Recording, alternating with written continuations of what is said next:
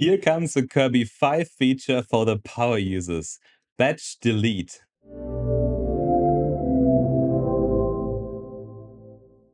If you manage large amounts of pages or files, you will find this feature super useful. Batch delete.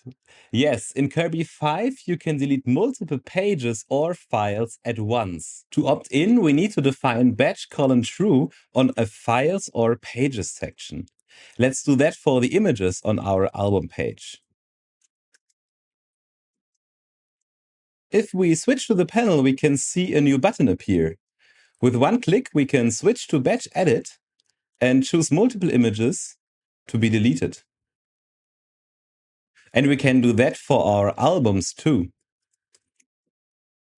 Now we can choose multiple pages to be deleted. That's pretty useful, especially for those developers out there. Kirby 5 is out now, so you can have a look at Batch Delete and other features by visiting the Instant Online demo or downloading your starter kit on getkirby.com/try. Thanks for watching and see you next time.